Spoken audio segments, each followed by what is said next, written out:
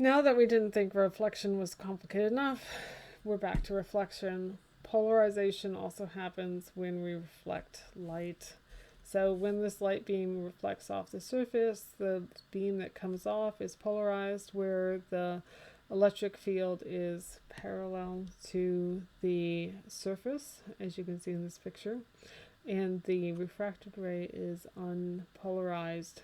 And this only occurs at certain angles. When the light goes straight down, it's not polarized at all.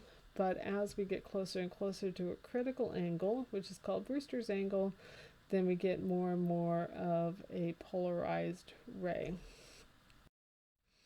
This is called Brewster's angle, and it has to do with the ratio, the index of refraction. So where do we see that? Well, we see this off of surfaces like water.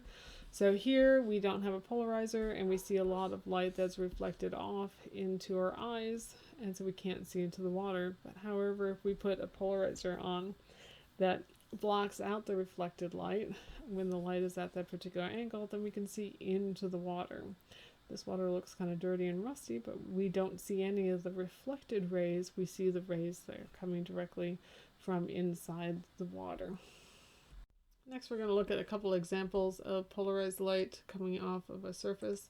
It could be liquid, it could be a solid surface. In this case, we have a solid surface of ice.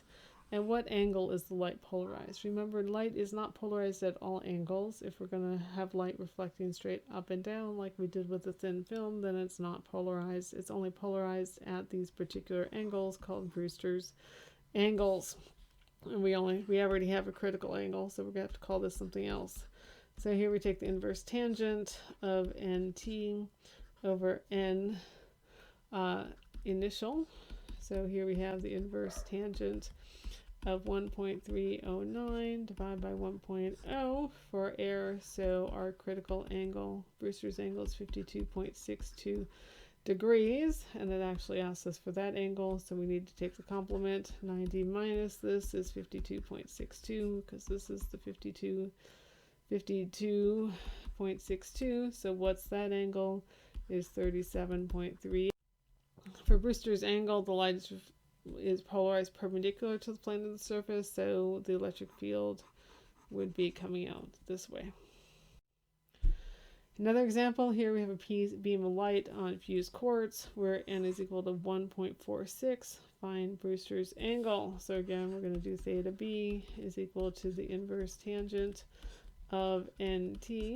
So our thicker one over ni is equal to inverse tangent of 1.46 over 1. And so theta b is equal to 55.6.